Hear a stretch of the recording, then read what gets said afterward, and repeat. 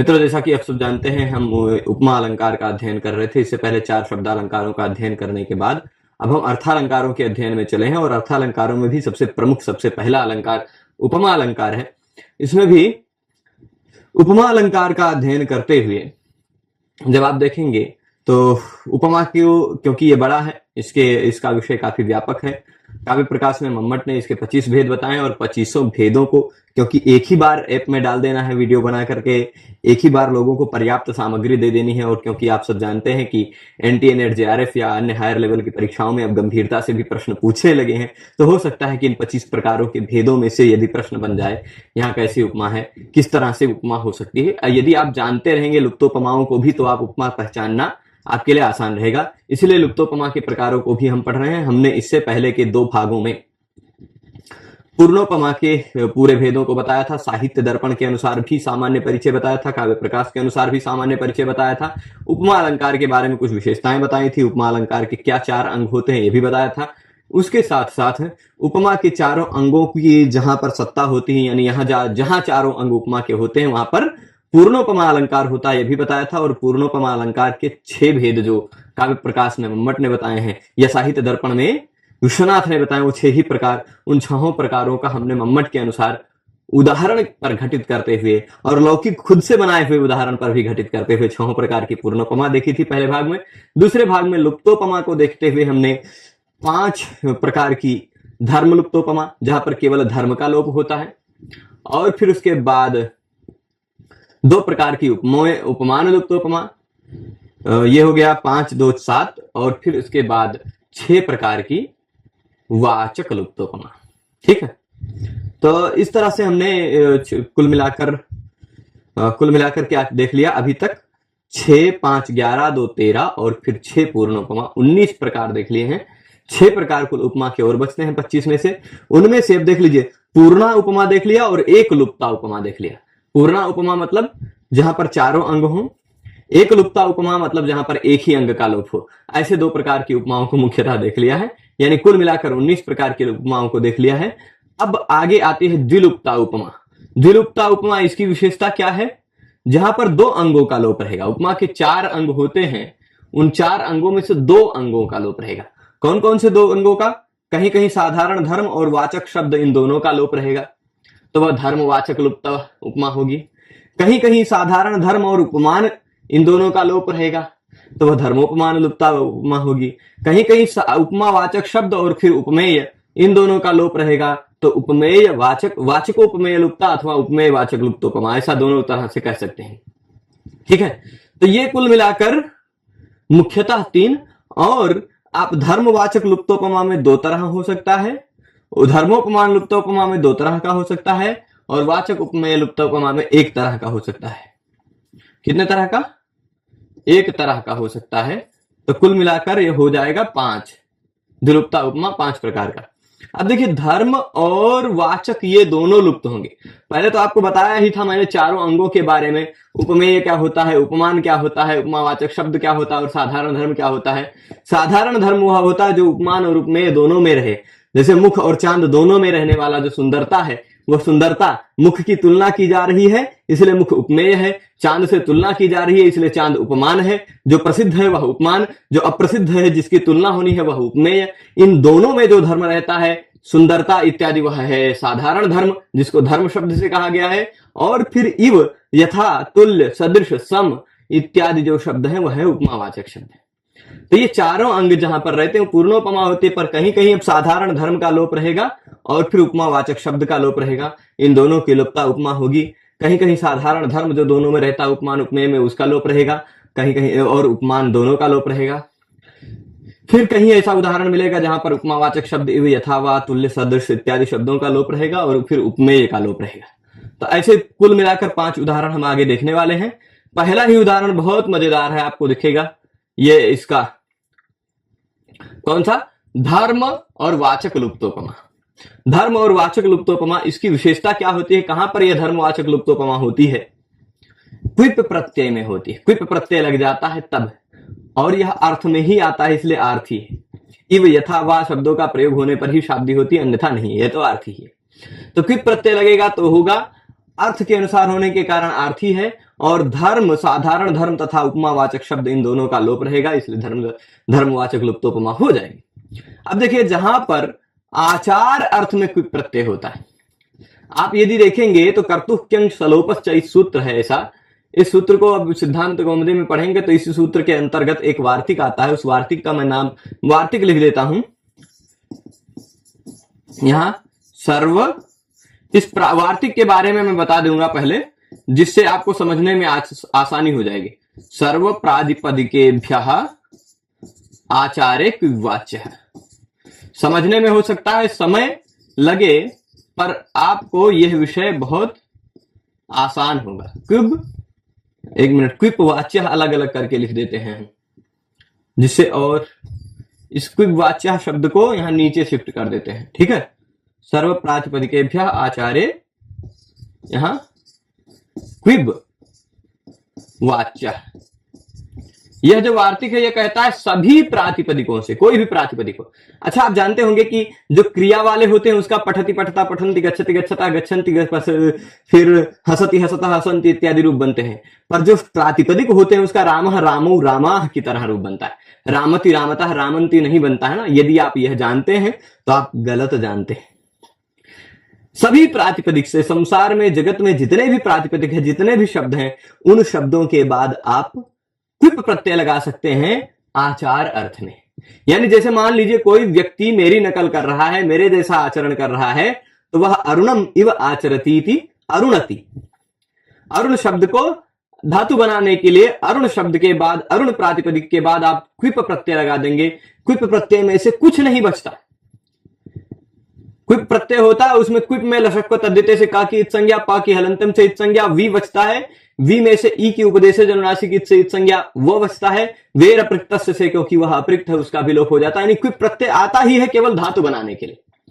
तो कोई भी शब्द ले लीजिए, संसार का कोई भी शब्द प्रातिपदिक ले लीजिए, उस प्रातिपदिक से आप क्विप प्रत्यय लगाइए, फिर क्विप प्रत्यय का सर्वापहारी लोप कर दीजिए, पूरा नहीं बचा, क्विप प्रत्यय खत्म हो गया, पर वह धातु बन जाएगा। सनातनता धातु है, इस सूत्र से वो धातु बन जाएगा। जैसे मान लीजिए मैं एक उदाहरण दे देता हूं, कोई व्यक्ति राम की तरह आचरण करता है ना, तो राम के बाद क्विप प्रत्यय लगना है। सभी प्रातिपदिकों से आचार में अर्थ में क्विप प्रत्यय लगता है। ये क्विप प्रत्यय की विशेषता बता रहे हैं, तभी आप ये समझ पाएंगे ये उदाहरण। तो राम के बाद क्विप प्रत्यय लगेगा, क्विप का पूरा लोप हो जाएगा, पर राम धातु बन जाएगा। वैसे अगर क्विप प्रत्यय न लगता तो राम प्रातिपदिक था, राम रामो रामा बनाते, पर क्विप प्रत्यय लगने के बाद क्योंकि प्रत्यय लगा है, लुप हुआ है, तो यह क्विप प्रत्यय क्या हो जाएगा, यह क्विप प्रत्यय, एक मिनट, लुप हुआ, इसलिए यह क्विप प्रत्यय का लुप होने के कारण यह धातु बन जाएगा, सनातनता धातु से। तो राम धातु बन गया, इससे क्विप प्रत्यय लगाइए, रामति रामतः रामन्ति, रामसि रामथः रामथ, रामामि रामावह रामा, ऐसे सब रूप बनेंगे, ठीक है। तो रामति रामतः रामन्ति जो है, इसका अर्थ क्या होगा, राम इव आचरति, राम की तरह आचरण करता है। राम की तरह जो आचरण करता है वह रामति, रावण की तरह जो आचरण करता है वह रावणति, रावणतः रावणंति।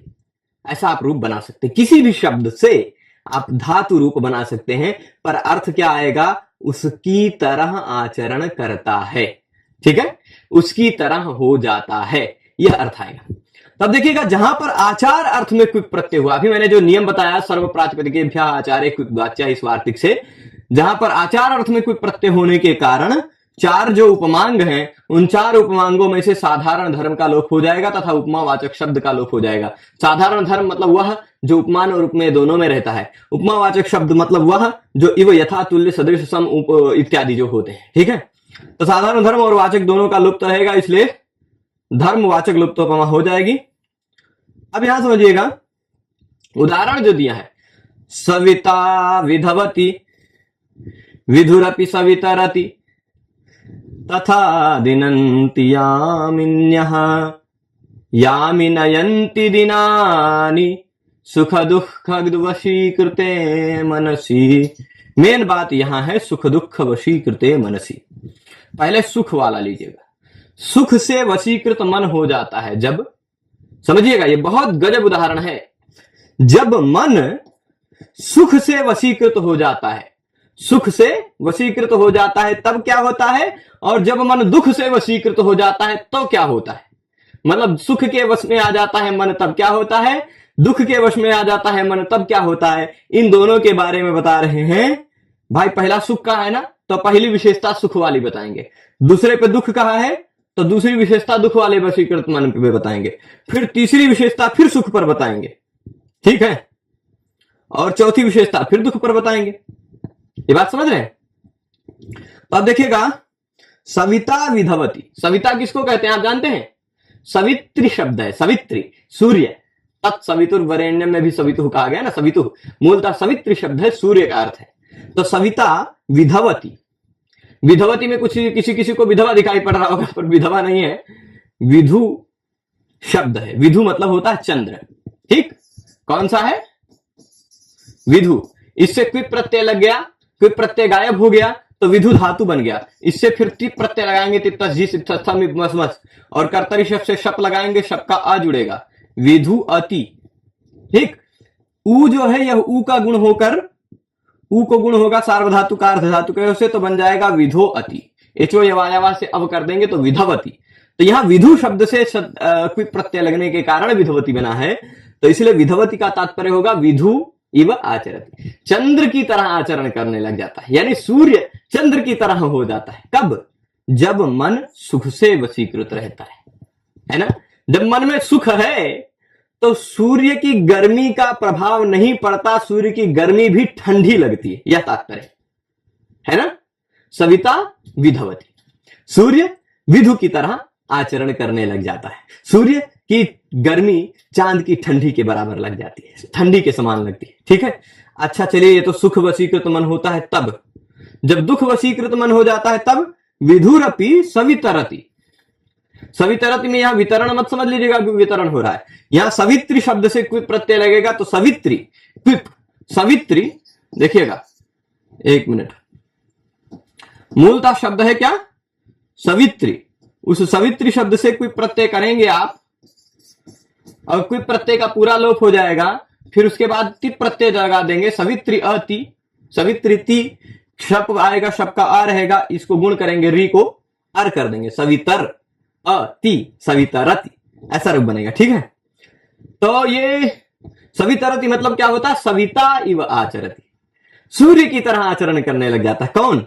चांद भी सूर्य के समान बन जाता है। कब? जब दुख लगता है। तो जो व्यक्ति दुखी होता है उसको सोचिए कि उसकी रात उसकी चांदनी से भरी हुई शीतल रातें भी सूर्य से भरे हुए संताप की तरह बीतती हैं, है ना, संताप में बीतती हैं। तो विधुरपि सवितरति, चांद भी सूर्य की तरह आचरण करने लग जाता है। कब? अच्छा देखिए, यहां क्या कहा? पहला, सूर्य चांद की तरह आचरण करने लग जाता, मतलब सूर्य चांद के समान हो जाता है। कब? जब सुख वशीकृत मन हो रहता है तब। और चांद भी सूर्य की तरह आचरण करने लग जाता है जब दुख वशीकृत मन हो, ठीक है। ये इतना दो बात समझ गए होंगे। आगे देखिए फिर सुख वाला आएगा, तथा दिनंती यामिन्यः।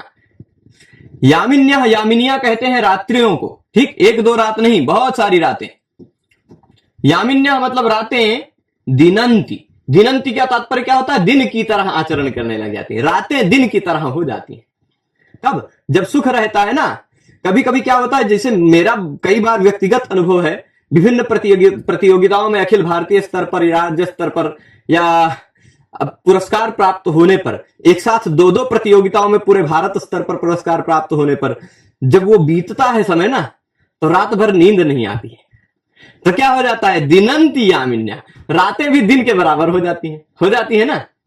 तो कब? जब सुख वशीकृत मन होता है।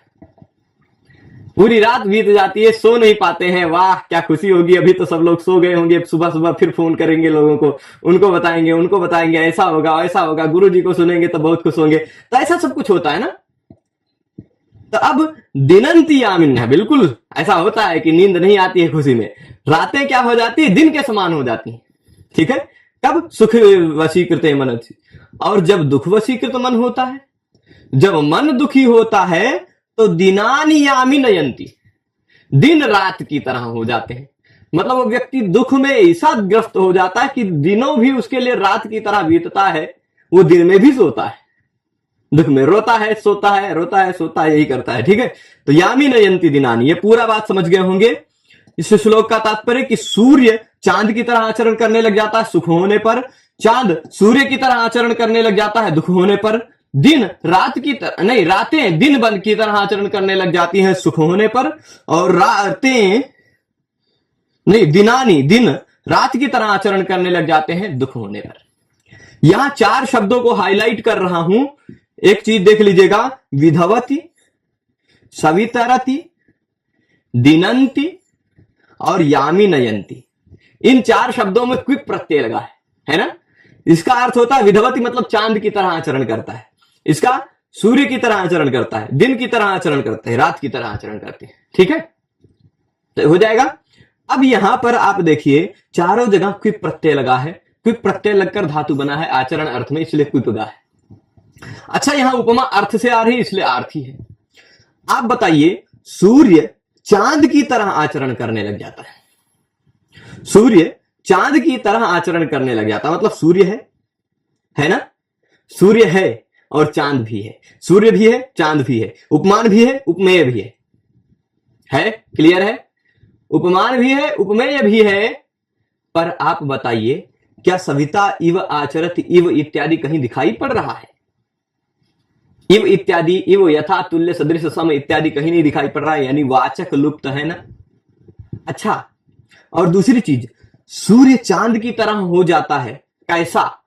ठंडा हो जाता है या गर्म हो जाता है, या कैसा शीतलता प्रद देने वाला होता है या शांति देने वाला हो जाता है, कैसा हो जाता है? वो भी साधारण धर्म जो सूर्य में भी हो चांद में भी हो, ऐसा साधारण धर्म भी नहीं कहा गया, इसलिए धर्म का भी लोप है। उसी तरह चांद मतलब दिन रात बन जाती, रात दिन बन जाता है, यहां दिन रात और रात दिन दोनों है, उपमान उपमेय है, पर उपमावाचक शब्द नहीं है और साधारण धर्म नहीं है, इसलिए उपमावाचक शब्द और धर्म इन दोनों का लुप्त हो गया है, इसलिए धर्मवाचक लुप्तोपमा है। यहां पर देखिएगा, सभी जगह मैं बता देता हूं, विधुरपि सवितरति, सूर्य मतलब चांद भी सूर्य की तरह बन जाता है। अब चांद सूर्य की तरह बन जाता मतलब चांद और सूर्य की तुलना होगी, उपमा है, एक उपमेय है एक उपमान है, तो किसी को भी उपमेय किसी को भी उपमान मान सकते हैं यहां पर। तो सविता इव आचरति, सविता को हम मानेंगे, जैसे चंद्र इव, तो चंद्र ही उपमान होगा, तो सविता इव मतलब सूर्य उपमान हो जाएगा। यहां चांद उपमान था, यहां सूर्य उपमान है, यहां चंद्र उपमेय है, ठीक, उल्टा होगा। तो फिर विधुरपि सवितरति, यहां उपमान उपमेय तो है पर उपमावाचक शब्द इव यथा वा इत्यादि का प्रयोग नहीं है। और फिर साधारण धर्म जो चांद में भी हो जो सूर्य में भी हो, ऐसा कोई साधारण धर्म साफ साफ शब्दों में नहीं कहा गया है, इसलिए धर्म और वाचक दोनों लुप्त है। उसी तरह दिनंती यामिन्या, रातें दिन के समान हो जाती है, दिनें रातें की समान हो जाती है, एक दूसरे को उपमान उपमेय मान लीजिए, परंतु उपमावाचक शब्द और साधारण धर्म का प्रयोग नहीं है, इसलिए धर्मवाचक लुप्ता उपमा होगी यहाँ पे। ठीक है, अब हो सकता है आप सब बहुत बार अनुभव किए हो, दिन रात के बराबर हो जाता हूं, रात दिन के बराबर हो जाता हूं, सूर्य चांद की तरह हो जाता हूं, चांद सूर्य की तरह हो जाता हो सकता है बहुत बार अनुभव किया हो। अब आ जाते हैं 21वें प्रकार की उपमा पर, यह भी द्विलुप्ता ही है। द्विलुप्ता उपमा ये कौन सी है? धर्म और वाचक का ही लोप रहेगा, परंतु वो वाक्य वो क्या था? वह क्विप प्रत्यय का था, क्विप प्रत्यय के अंतर होने के कारण, और ये समास होने के कारण वही रहेगा, आर्थी ही रहेगा, धर्म और वाचक उन्हीं दोनों तत्वों का लोप रहेगा। ठीक है, जैसे उदाहरण क्या देते हैं, परिपंथी मनोराज्य शतैरपि दुराक्रमः संपराय प्रवृत्तौ सौ राजते राजकुंजरः। यहां क्या कह रहे हैं? परिपंथी मतलब शत्रुओं के, मनोरथ सैकड़ों हो जाए फिर भी जिसका अतिक्रमण नहीं कर पाते, यानी शत्रुगण अपने सैकड़ों मनोरथ करने के बावजूद जो दुराक्रम है, जिसका अतिक्रमण नहीं कर पाते, जिसका उल्लंघन नहीं कर पाते या जिससे जीत नहीं पाते, ऐसा युद्ध भूमि में प्रवृत्त राजकुंजर सुशोभित हो रहा है। ऐसा वह, असौ मतलब वह, युद्ध में प्रवृत्त राजकुंजर सुशोभित हो रहा है। ठीक है, कैसा राजकुंजर सुशोभित हो रहा है? जो शत्रुओं के सैकड़ों मनोरथों के हो जाने के बावजूद शत्रुओं के द्वारा दुराक्रम है, शत्रु जिसका अतिक्रमण नहीं कर सकते हैं, ऐसा राजकुंजर कौन है? संपराय प्रवृत्ता असम। संपराय मतलब युद्ध में प्रवृत्त है। चलिए अब इसका तात्पर्य बता देता हूं, इसी एक शब्द में उपमा है, राजा कुंजरा इव। कैसा है इसका विग्रह? राजकुंजरा क्या विग्रह क्या होगा? राजा कुंजरः, एक मिनट, राजा कुंजरः इव ये होगा इसका अर्थ राजकुंजरा का, यानी राजा जो सिंह के समान है, राजकुंजरा।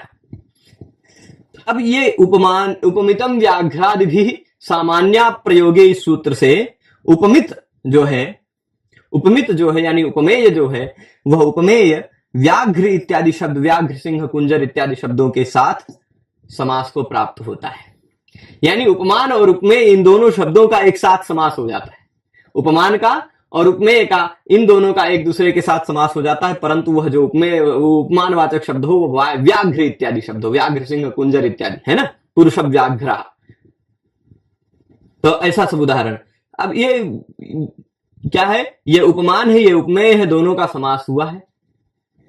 पर वह समास कब होता है, उपमितम व्याघ्रादि भी सामान्य प्रयोगे, वह समास तब होता है जब सामान्य धर्म का प्रयोग ना हो। क्या कहा है सूत्र में, सामान्य प्रयोगे, सामान्य का अप्रयोग रहे, है ना, यानी साधारण धर्म का, सूत्रवय ने कह दिया कि साधारण धर्म का प्रयोग नहीं होना चाहिए, तो यानी साधारण धर्म का प्रयोग नहीं रहेगा, यानी धर्म लुप्त रहेगा, है ना, धर्म लुप्त रहेगा।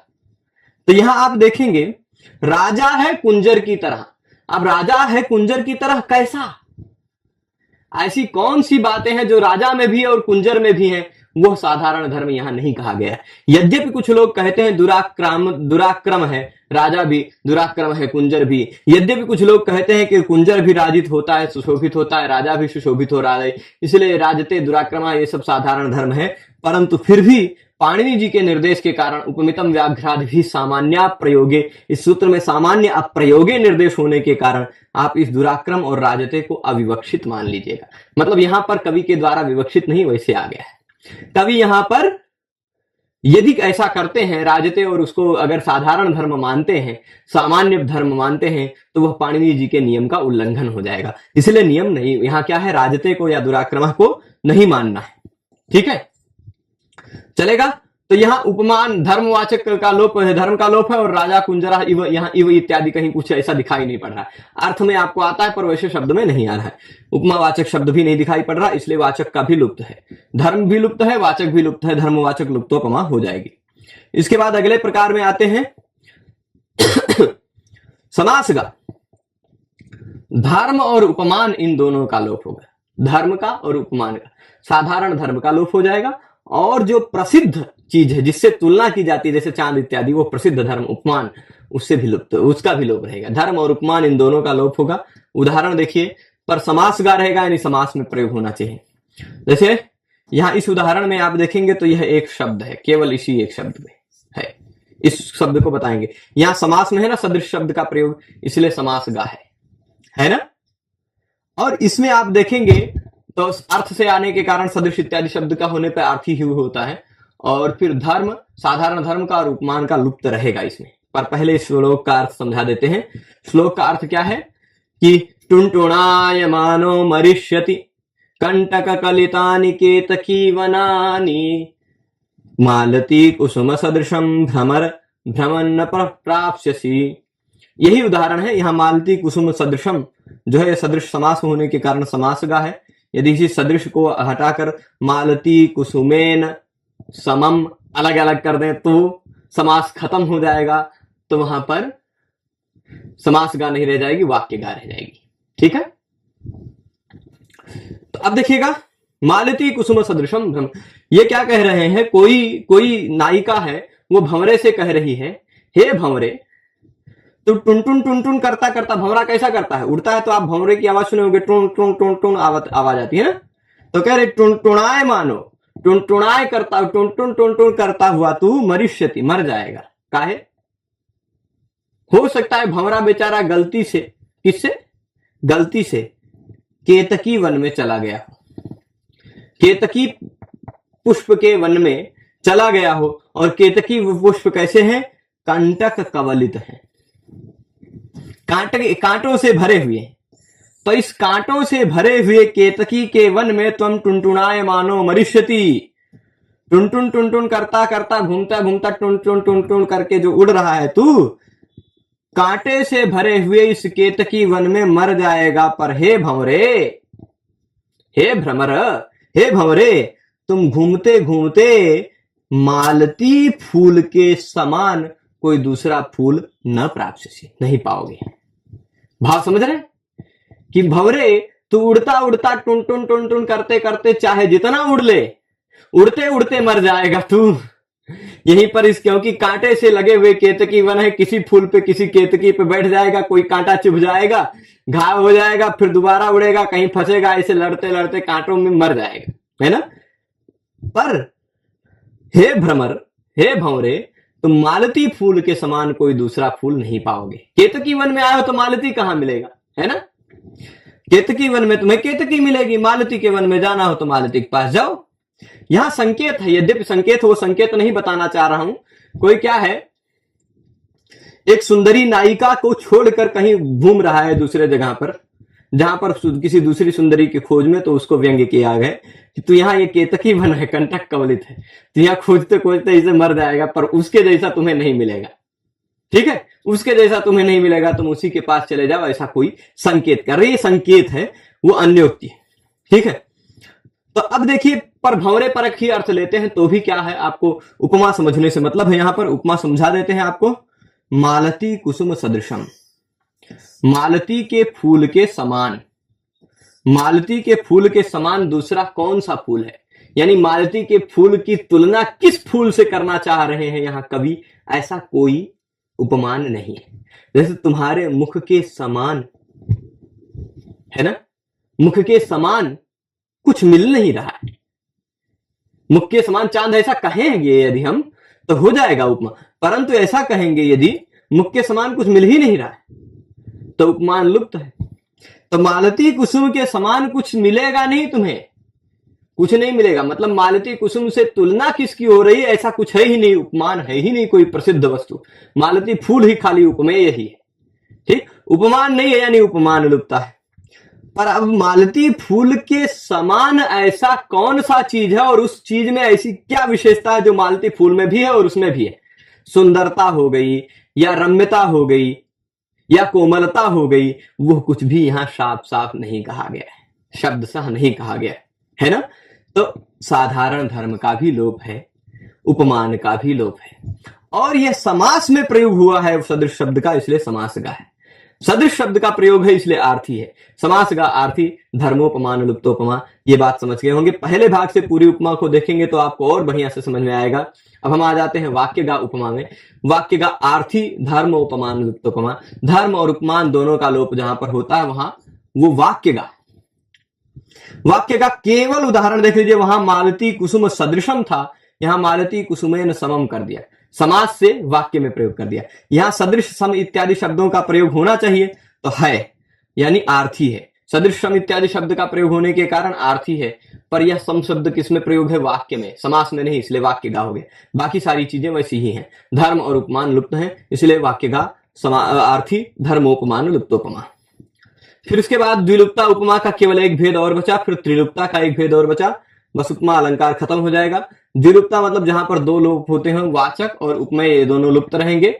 ऐसा उदाहरण मिलेगा आपको जहां पर क्यच प्रत्यय का प्रयोग होने, ये क्यजगा है, यानी क्यच प्रत्यय रहेगा तभी ये होगा। क्यच प्रत्यय होने के कारण चारों उपमांगों में से वाचक शब्द का और उपमेय का लोप रहेगा। क्यच प्रत्यय होने के कारण ही लोप रहेगा, तभी ये होगा। जैसे उदाहरण देखेंगे, आराति विक्रमालोक विकस्वर विलोचन कृपाणो दग्रदोर्दंड ससहस्रायुधीयति। देखिए, ये कोई एक महावीर के बारे में वर्णन करते हुए कह रहा है कवि कि आराति विक्रमालोक। आराति मतलब होता शत्रु, अरि, अराति इत्यादि शब्द प्रयोग होते हैं।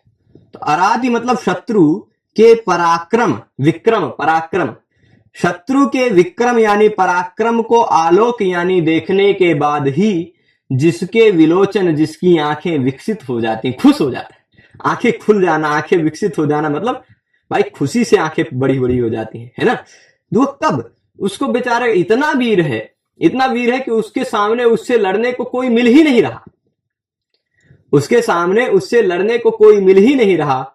इसलिए वह क्या है, शत्रुओं के विक्रम से युक्त शत्रुओं के विक्रम को या शत्रुओं के पराक्रम को देखने के बाद जिसके लोचन विलोचन, दोनों विलोचन क्या हो जाते हैं, विकस्वर हो जाते हैं, विकसित हो जाते हैं प्रसन्नता के कारण।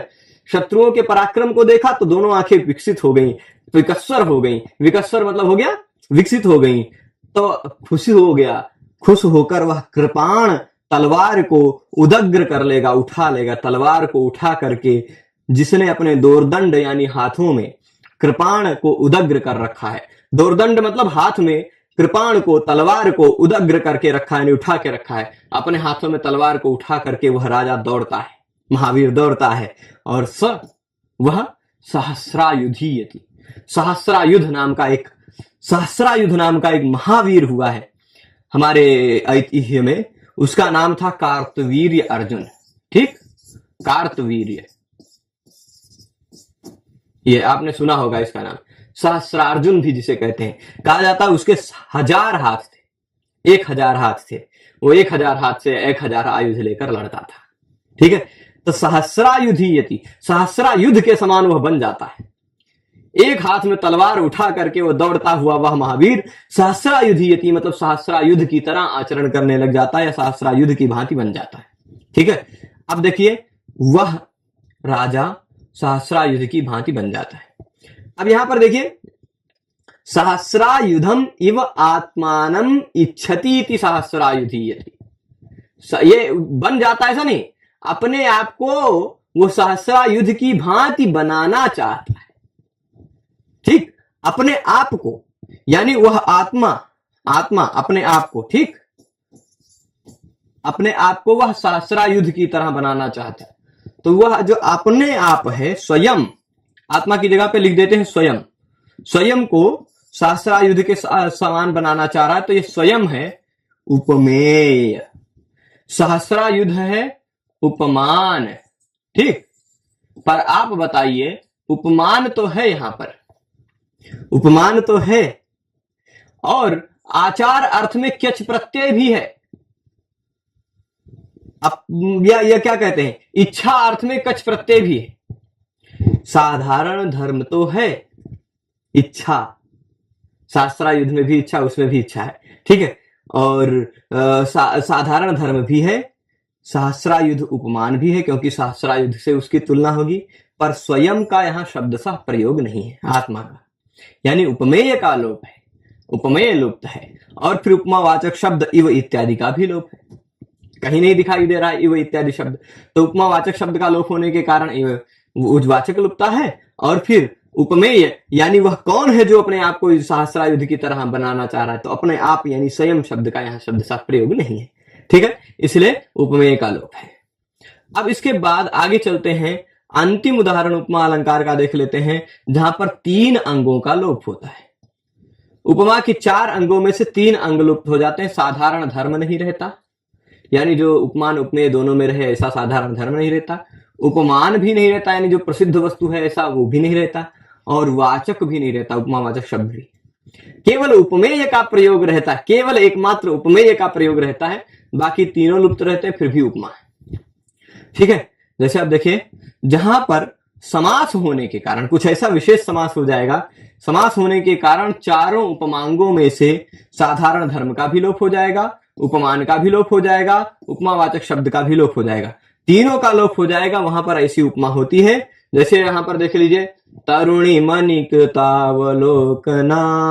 ललित विलास वितीर्ण विग्रह स्मर शर विसराचितांतरा मृग नयना हरते मुनेर्मनः। यहां देखिएगा, तरुणी मणि,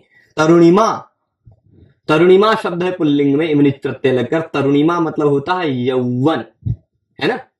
तरुणिमा, तस्मिन तरुणीमणि, तरुणीमणि मतलब तरुणिमा शब्द का, तरुणिमन शब्द का सप्तमी एक वचन है ये तरुणीमणि। तो तरुणीमणि का तात्पर्य क्या हुआ, तरुणिमा को, यानी यौवन में जिसने अवलोकन कर लिया, जो यौवन में प्रविष्ट हो चुकी है, अपने आप में यौवन का अवलोकन कर चुकी है, जो जिसका विग्रह यानी स्वरूप, जिसकी आकृति, जिसके शरीर की आकृति कैसी है, सुंदर विलासिता को प्रदान करती है ना। वो अपने विग्रह से सुंदर विलासिता को, आकर्षकता को प्रदान कर रही, लोग उससे आकृष्ट हो जा रहे हैं, ऐसी है। और मानो वह कामदेव के बाणों से बिखरी हुई, फैली हुई है सब तरफ। ऐसी मृग की आंखों की भांति आंखों वाली वह मृगनयना मुनि के मन को हर लेती है। मृगनयना हरते मुनेर मना, ये सामान्यतः अर्थ बताया, सभी का विस्तृत अर्थ बताने की जरूरत नहीं है। यहां पर हम कैसे बता देते हैं, तीनों उपमा, त्रिलुप्ता उपमा है, कैसे, इसी एक शब्द में, मृगनयना में। मृगनयना का तात्पर्य क्या होता है, विग्रह ऐसा होगा, मृग नयने इव, मृग नयने इव नयने यस्याह सा मृग नयना।